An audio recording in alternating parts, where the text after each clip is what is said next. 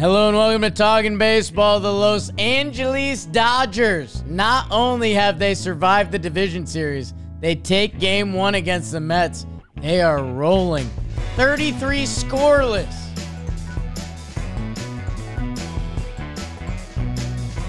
Ben Kasparius. Oh, Mark Vientos. Dang it. Hello and welcome to Talkin Baseball, presented to you by SeatGeek, the official ticket marketplace of Major League Baseball. The playoffs are here. Celebrate with SeatGeek. Code JOHNBOYPlayoffs10, 10% off your order, whether you're a first-time buyer or not. JOHNBOYPlayoffs10. Please put it in your SeatGeek app. You can use it now. Jake, does the computer remember it if you put it in? The computer will, as long, like for the next thing you're using. JOHNBOYPlayoffs10, SeatGeek. There's a link in the description. Download the app or just use it. If you're on SeatGeek, it'll save you 10%. JOHNBOYPlayoffs10. Jake Storielli, Trevor Plouffe, BBD producing. The CSs are here, which, man, Trev, we've talked a lot about it. There was a moment today I walked into the office as we're getting ready for this live stream, and it's like, wait, the New York Mets are playing for a chance to go to the World Series. No, you need to stop with that right now. Okay. Stop. Okay. I've had to fight with both of these fan bases over the last couple of days. This was a tough one for our fans listening because it's like, who does T. Plouffe hate more? Apparently, I'm a big Dodger hater, and we did not have enough energy during that episode. Also, Mets fans are mad that I said they're not an underdog. I don't know. I mean, one guy told me to shut the F up, and I was like, dude, they had the best record in baseball for 2/3 of the season. I'm sorry if I can't call them an underdog. I can't, dude. Trev, I'm gonna say this as a compliment. Dodger fans are loud, and I appreciate it. But yeah, dude, I did the Padres stream with Ryan Cohen, and people were trying to like dunk on me. They're like, oh, NL West Jake. And it's like, no, man, I just like ball. No, it is. I like the Yankees. I'll be honest with you guys. And I try to tell you that. And my team stinks, so I don't even root for anybody right now. I'm just although we are a part of the new Twins ownership group. Trying. That Yanks and Guards off tonight, but the New York Mets and the Dodgers teed it up. And let's be honest, like, it was okay. The Dodgers survived the Padres. Like, almost whichever one of those two teams advanced was going to be the favorites. That's just straight up. That's real. But the Mets are on this miracle run that if the Mets do something, no one will be surprised. They'll just be like, this is sports. Like, they've got stars, they've got young, they've got vets, they've got starting pitching, they've got bullpen. I disagree wholeheartedly that the Mets are this underdog story. I just don't believe it. I didn't say UD. You did. You said whoever comes from the Padres Dodgers is going to be the favorites. I honestly don't. Obviously, we're looking at a 9-0 victory now, but this is I'm trying to give credit to the Mets, and I'm insulting them by giving them credit. Listen, this Mets team went and took care of the Brewers on an epic swing by Pete Alonso, one of the best closers in the game, after doing it to the Braves at the end of the season. And then they took out the Phillies, a team I picked to win the World Series. They went and slammed the door on them. So they have the starting pitching is better than the Dodgers coming into this game. And now I don't know if we can say that because Jack Flaherty just went 7 innings with no runs. But like I'm trying to compliment the Mets. I don't think they're this punchy underdog team. I think this is a very well-rounded ball club. A very, again, led the big leagues since May 29th with their record. Right. Like, this is not a punchy underdog team. It's not. You're right. And somehow, I don't know. Trev, you're right and you're wrong. Like, I'll be straight up with you. You're my guy. Like, the Dodgers have expectations coming in every season. The Padres had them, lost them, and then got them again. Dude, the Mets were a game away from technically not being invited to the dance on a bonus day of the season that I think there is a little bit of punchy upstart Mets that everything you're saying is right. I just don't get that feeling from them. I don't know, man. And that should be a great thing for Mets fans because it is a good team. But we do have to recap what happened tonight, and it's slightly against the story we just told. Let's burn it real quick, and then we'll get into the rest of it.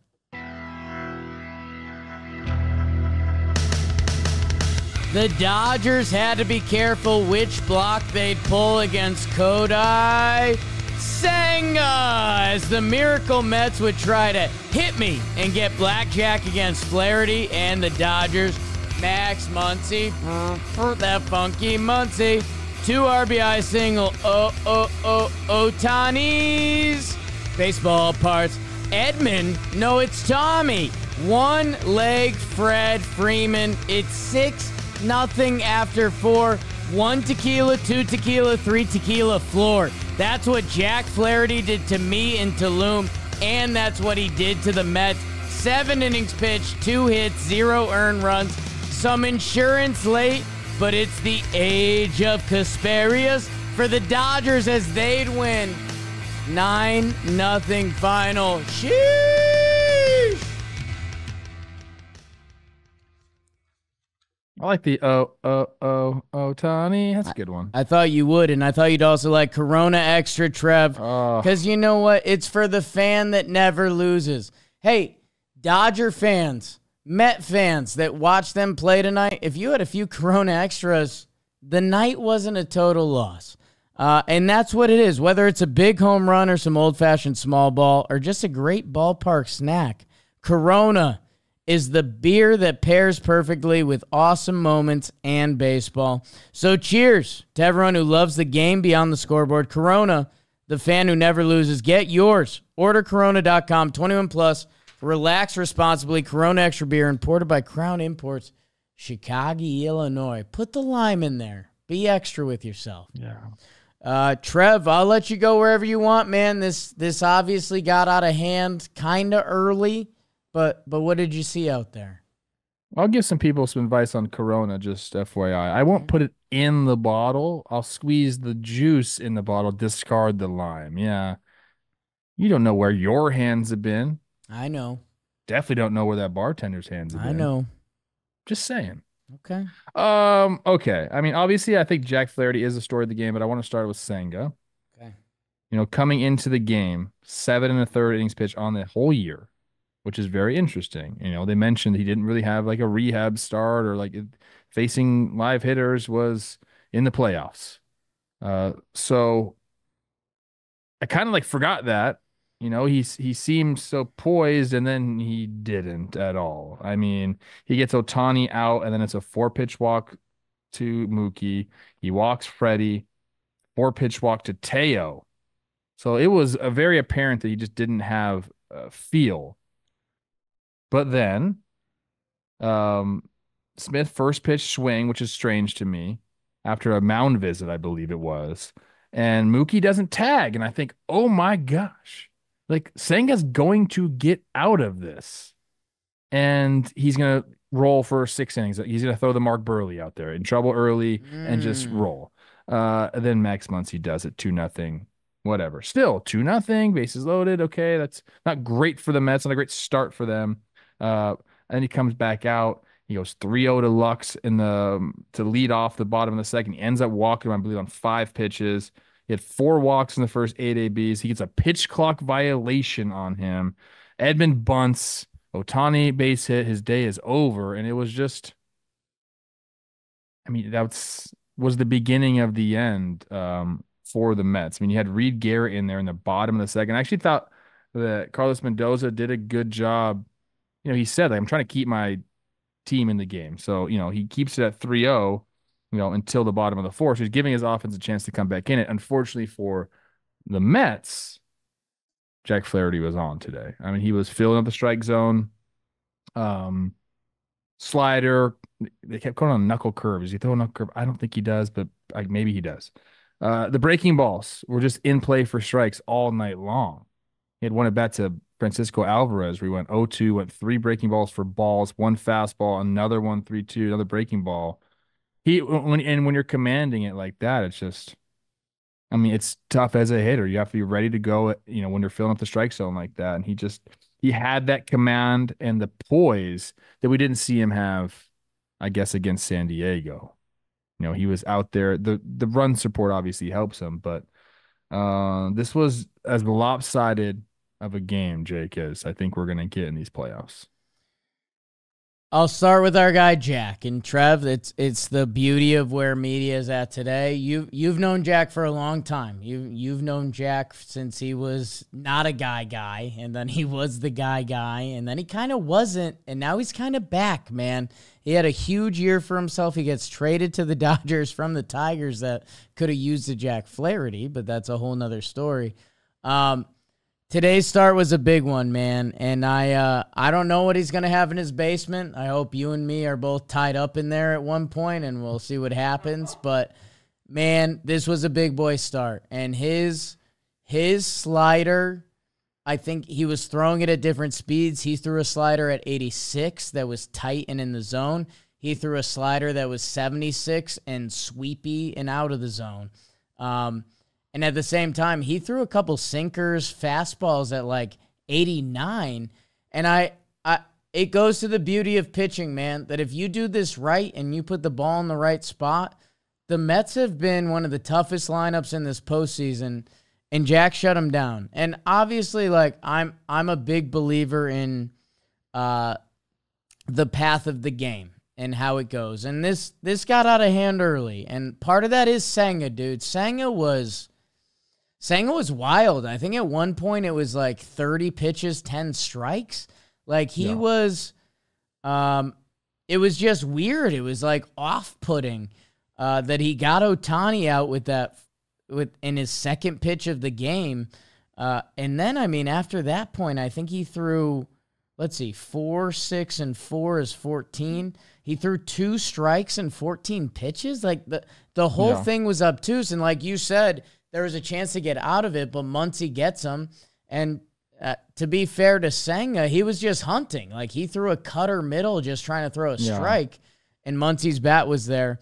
And it's just a reminder that Kodai Senga came back for the Phillies series. Like he probably, if this was June, this would probably be Senga's second start in AAA. Like he's not there. They were hoping he was there. And against this Dodgers lineup, he didn't have much hope tonight. Well, Flaherty, our guy, like I was kind of laughing tonight because me and Kotuck, who we were talking about before this, me and Kotuck are kind of peas in a pod. Like we get weird together. He's a silly cat. Me and Jack aren't.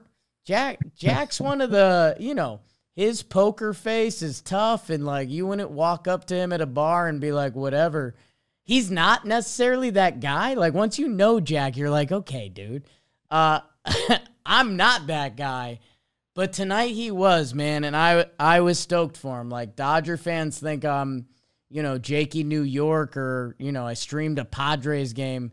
I couldn't be happier for him, man. He mowed down a lineup that was hot for what, 2 hits over 2 hits, 7. That's a special outing, dude.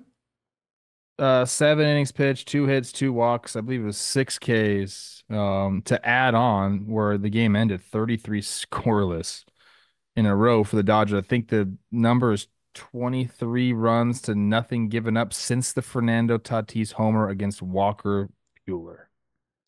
That's crazy stuff, dude. And this is what we talk about, Jake, all the freaking time, man. That's why we love ball so much. Did you have the Dodgers pitching being their strength in the postseason? Yes. No, no one did, dude. I'm sorry. We knew the bullpen was good. Like, that guys, but 23 scoreless in the postseason, I wouldn't give that. If you asked me to handicap, hey, how many teams made the postseason now? 12? Of the 12 postseason teams, give me, the ones most likely to put 23 scoreless. The Dodgers will be in the middle of the pack at best. Right. At best, dude. And here they are doing it. I think there was a turning point. Well, not really a turning point. I It don't was really all mean that. early. It was all early So because it was already 6-0 by the time this happened. But Winker gets the base hit, ooh, first hit of the game for the Mets. Iglesias gets the base knocked. Winker has a beat going to third base from first. I think he realizes, oh shit, it's 6-0. What am I doing? I need to put the brakes on. But Kike was like a bat out of hell with that. Got to the ball quickly, came up to fire to third, saw Winker stop and hammered the ball behind him. yeah, Like that was a hell of a play by him. And then Winker tried to go to third, and then I think in his mind he was like, maybe I should have gotten a rundown and get Iglesias to second base. right. And then he's just like, wait, I'm in. Coach Trev's gonna give me a "What is you doing, baby?" And I am. What is you doing, baby? 6-0, base by base right there. Or if you want to be aggressive and you think you have it, first and third, nobody out. Okay, rally time. You score a couple there, your team's back in the game, but instead you got to run on first, one out. And I think that was, I mean, that was huge. We've seen this Mets team come back time and time again. So if they got it to 3 runs in the fifth inning, say it was 6-3 after that, like that the game is not over. But instead, a bad base running play. I think he wanted to be aggressive, but then realized it's not the time to be aggressive. I think that was like a huge part of the game. If there was like a Right. part of the game that was huge, I think that was it for the Mets. Other than that, they just got steamrolled, dude. No, I think the point that needs to be driven home about that is the Mets went down 2-0, and the stat that pops up on the screen is the Mets are 4-0 in games they've gone down in, which is just like, Yeah. what? Like that's the opposite of playoff baseball. In that inning, you're right. It's 6-0. Like we're really gonna be writing the DVD if we're about to do something. And that, man, maybe that should be exhibit A if you're teaching young kids baseball, of like the amount of thoughts that go in your head, because it's 6-0. So like you shouldn't be aggressive. Jesse Winker, he probably had it, but Kike did a great job. I don't want to underscore. Kike doesn't hesitate at all. And maybe this is Kike's thought process. Maybe he's not thinking at all, because I've seen that guy go cup to cup with guys and not think about it. But he just bombs it to second. And it's like, what a freaking play. It was almost a little no look that he was thinking about it. So I want to give him credit. But he bombs the ball to second. And dude, the thing he's got going, he's playing with house money. Like if he throws it to second or third, like for the Dodgers, does it really matter? You're up 6-0. The part that's weird for Winker, and I love the way you just talked about it, was he kind of had third. Like once he throws behind you, as long as you keep going, you're good. But he didn't. He hesitated bring initially. That back up again. Because he hesitates initially, and then he still slows down going to third. And that's the part that I don't have an answer for. And I don't know if that was him being broken, or like you said, he was hoping to get the runner to second. But that really broke the inning. Oh yeah, I thought maybe there was. Dude. I thought maybe there was like he expected to throw right away, so he wanted to get in a rundown. I thought maybe is that Lux at second base? Maybe Lux was going to go for like tags. He thought that's why Kike's throwing it to me there. But yeah, it was a couple mental errors, game speeding up on you type stuff for Jesse Winker, which was tough. And again, like there really isn't anything else this game. I do have a few more questions for the Mets. I brought it up to Jolly actually. Bottom of the eighth, Kike base hit, and then KK. Shout out Kevin Kiermaier comes in the game. A little rusty out there. Doesn't know exactly where the wall is. He's becoming a doppelganger for you, Trev. People are talking about it. I've got that a lot. I asked Olivia today. She said no. Okay. She's like, you're so much hotter. I was like, dude, it's nice. Did you show her me and Tyler Wade? Yeah. She likes you. She says that Wade guy, lucky to be compared. Okay. Anyways, air on Pete, change up grip, bad baseball. Whatever. That's not great for the Mets. The game's out of hand. Mookie hits the RBI double, 3 RBI double, nobody out. A 1-out, excuse me.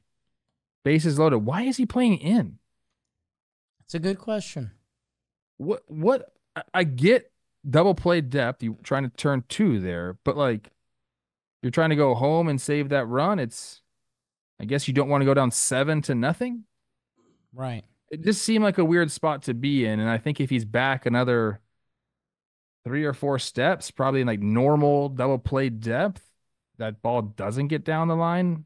Not that it mattered. I'm just curious. Right. He had an interesting game, Vientos. He was from the get-go. Yeah, see, from the get-go, he didn't like his at-bats. I think he ended up striking out. He struck out 3 times today. He needs to games early tomorrow. Got to snap out of it. Got to be back. This whole Mets team has to do it. I'm just curious. I mean, if they could, someone can explain that to me in the comment section. I will love it. I don't think you can, but I just saw that and wanted to ask. No, I was there when Jolly got that text from you, and I turned my head. I was like, ooh, it's interesting. It's one of those things, like, it doesn't matter. Doesn't matter. Like, it was 6-0. But, like, what are you doing? Like, even if he feels that, I think a run scores. But, yeah, it was interesting of note. And I think just for this Mets team, like, you know, if we were doing clickbait social clicks, like that would be a good thing to put out and be like, are the Mets even ready for this? Like, you know, the Dodgers don't fucking do that. I know, Please and that's not what we do, and it's part of the reason we're successful is like you noted that as like that's interesting. Like why? And I was like, I don't have a good answer. Like I don't know, and I don't want to say the moment could be too big for the Mets, but again, like the Dodgers thought they were going to be here. They wanted to be here. You know, Shohei signed with them this offseason for technically $2 million. I'm not going to do that whole thing now, but that allowed them to bring Teoscar and Glasnow and blah, blah, blah, blah. They're here. The Mets, we're here, baby. Like, we got Stearns, we got vibes. We didn't sell at the deadline. That, I don't know. I don't think that moment means much right now.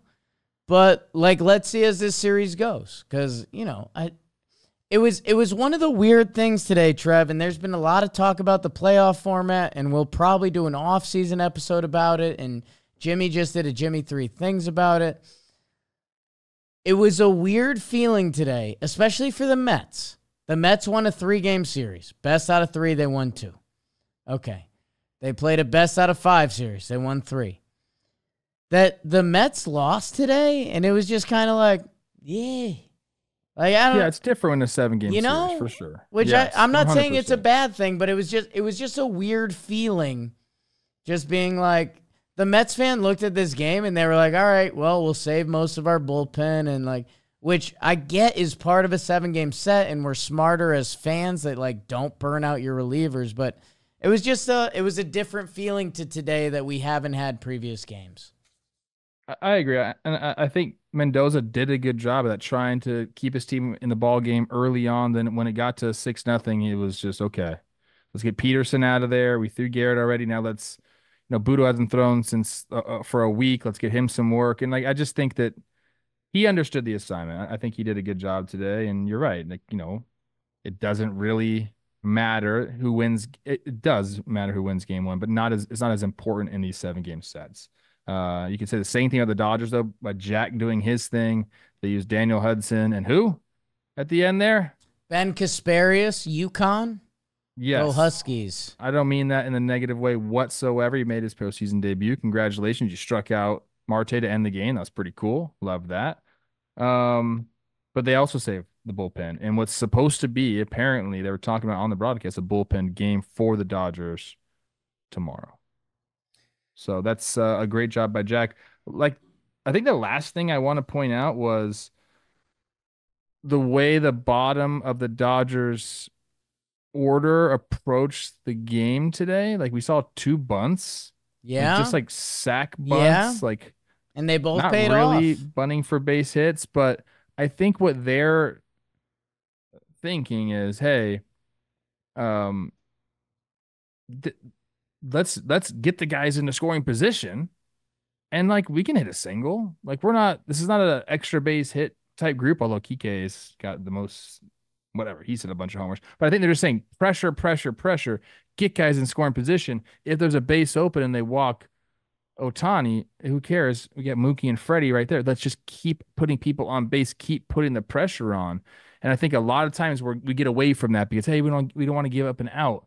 But it works for them because, number one, you can hit a single.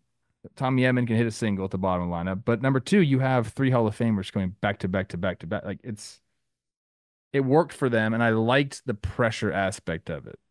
I was kind of like talking crap about Vientos' game today. Made a couple nice plays on those bunts.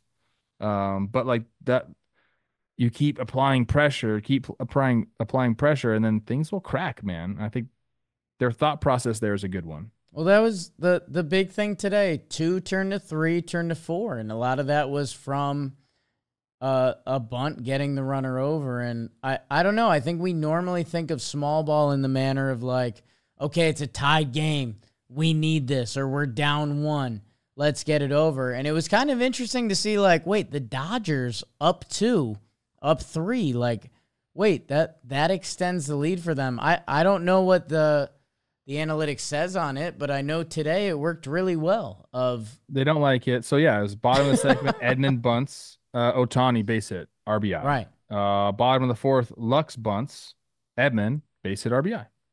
Well, they cash in on both of them. The other thing I wonder is, like, you know, I don't think teams think like this, but were the Dodgers empowering Edman from his bunt before? Like, hey, you bunted for us, so we're going to bunt in front of you, and you'll get a swing. I don't know. Like, it's a lot easier to make those decisions when you're up in a game like that. But, yeah, just pressure in the playoffs, dude. Like, make them feel the ball. Make them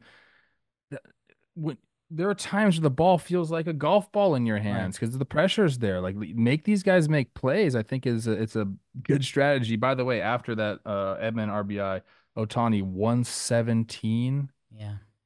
Oh my gosh, dude. He's starting to figure it out. You know, a lot of the players from Japan just don't translate, but it seems like he's starting to different, man. He's starting to come into his own. Let's wrap up this game and talk about the next one with Mountain Dew. Get off your ass. Like, what are you doing? Grab a Mountain Dew. The bold flavors and refreshing citrus kick of Mountain Dew will get you off your ass and have you feeling like you're on an actual mountain. A mountain where the weather is always perfect, and maybe you're playing disc golf. Maybe you're tossing the disc. A little frisbee golf. Maybe you're I've seen you hacky sack. That's not a joke. If anyone's wondering, Trev travels with his hacky sack in his pocket. Not a joke. Kickball, wiffle ball, maybe blitz ball in the warehouse. I drink it while I'm fishing.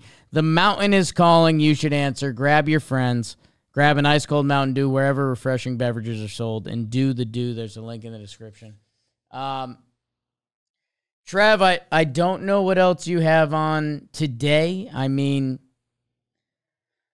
I think if I had to be in the Mets post game, I think they're saying, hey, watch this, have a good night. Wipe it. Enjoy your dinner in L.A. Go to whatever spot you like. What are some of your spots, Trev? If you're in LA, go to Osteria Mozza. It's Nancy Silverton's Italian restaurant. My friend Kirby Shaw. Shout out Curb, my guy. He's a big Dodger fan and Talking Baseball fan. But no, they have a day game tomorrow, bro. They're right. You can't get rowdy tonight. I'm not saying that. Maybe one glass of red. But don't, again, you know that noise is sensitive to me. They are playing tomorrow, 1 p.m. West Coast time. Sean Manaea versus Undecided. Beebs, I don't know if the Interstate has anything on that. The last time they were like that, they started Brazier. But yeah, essentially a bullpen day from the Dodgers. And where it does get interesting again, the Dodgers do have a high-end bullpen at this point. Like, it's Trinan, it's Kopech, who did not pitch today, that you wonder if Dave Roberts, is he willing to push those buttons tomorrow? There is an off day after, but if they go down, is Dave Roberts going to be willing to push those buttons? And if they go up, I mean, Dave Roberts is going to be ecstatic to push those buttons. You got anything? All he said was bullpen day. Amen. So yeah, it's bullpen day tomorrow. probably because of the off day. So you move whatever starters you have back. Yamamoto and Buehler will go back. But they have the off day on Tuesday and 3 straight, Wednesday, Thursday, Friday, all in New York, obviously. So makes sense for them to do that. I don't have anything else on this. I agree with you. Mets fans, Mets players, wash it. Who cares? It's one game. And all you're really trying to do when you're on the road and you don't have the home field advantage is take one of the first 2 games. So what? You lost this one. Come back out there tomorrow. Try to have better at bats, I think. I think they chased quite a bit today. And that was, Jack Flaherty was on, he was tunneling, all that stuff. But go back to having those good at bats. And I think they should try to apply some pressure on the Dodgers. Yeah, when there was no pressure on the Dodgers today. When there's a team that's tied the postseason record for most consecutive scoreless streaks, you got to get that off the board. Yeah. And, if you do that in the first inning and it keeps them tied with the record, that would feel impactful. Either way, you got to score runs to win the game. That's why you guys come to Talking Baseball, analytics. I think the bigger thing, man, Sean Manaea, dude. Like, you talk to Mets fans. People heard from you on Talking Baseball early on this summer. Like, Manaea's the guy. Like, Luis Severino, who was a guy for the Yankees, faded off and has come back a little bit. Quintana, who, again, I haven't been a part of Mets culture. I could make a pretty good argument for Quintana, but it came on late. Like, Sean Manaea, for them, he's the guy that going against this Dodgers lineup, especially early on, and you could do the early playoffs, get a lead, and blah, blah, blah, but Sean Manaea has to be on early. Shohei, Freddie, Mookie. In the Mets, you got to get anything but a 0 on the scoreboard. I don't care how you do it. I don't care if it's a sac fly or a bunt or a grand slam. Like, you have to end that streak because otherwise each Dodger pitcher is looking at each other like, hey, your turn, man. Starts early tomorrow. I'm looking at some of these matchups against Manaea. Mookie's got really, really good numbers against him. 1 dot in it over 35 plate appearances. Freddie, 19 plate appearances, 840 OPS. Will Smith has done some damage, 9 for 18 off him. Basically just singles though. He's a different guy though right now. I think he's changed a lot of things in how he approaches hitters. Obviously, the angle, the crossfire, all that stuff. So I don't know how much I take into account these numbers. I guess you got to a little bit, but when a guy totally kind of changes what he's doing, I don't know, man. Well, I think you hit it. They got to score first. They got to go out there in the first inning. Lindor's got to have a good at bat and try to get the early lead, shut off that scoreless inning streak, and then just play like this fundamental baseball. Let's push across a couple runs here. Let's, like I said, apply some pressure. If you want to throw your own bunts out there, do that. But good at bats will lead to homers, not the other way around. Like, if you're trying to swing your way out of this thing, I don't think it works. And I think that plays into what the Dodgers are going to do tomorrow with their bullpen. So small ball first, the homers will come. And yeah, Trev, you and I were laughing before. Dodger fans, you guys are incredible. You guys are rowdy. You guys are in it. And I love it. And I picked the Padres to win. Dodgers fans, you could bury the Mets early tomorrow, and I think they would walk away with their tails in between their legs in the nicest way. Like, if the Mets go to LA and they get bullied ball, if you guys get to Manaea, which, like you said, a lot of guys have really good numbers against Manaea, which he was a different pitcher. But if it's 4-0 Dodgers early, I do think the Mets pack their bags and say, okay, let's figure this out. Let's figure this out in Queens, because right now these guys are not what we're looking for. And they can do that. They are still the Dodgers. Like, Trev, we've come a long way from doing our preseason power rankings to doing, when the playoffs start, we reset. And we're like, hey, the Padres are really good. Like, their playoff formula is really good. Like, We look at all the like the Astros in the American League were the Astros until they were out. Like, they were my American League favorites until they were out of the dance. That the Dodgers, it's kind of weird that with the playoffs, everyone kind of becomes equal and then you find what you like. That a lot of people did come off the Dodgers. That, dude, I believe in stuff I shouldn't believe in. Heavy. Looking at the Tigers team hugging each other in August. Kike saying we don't give a fuck. That might be the best thing to happen to the Dodgers in a long time, man.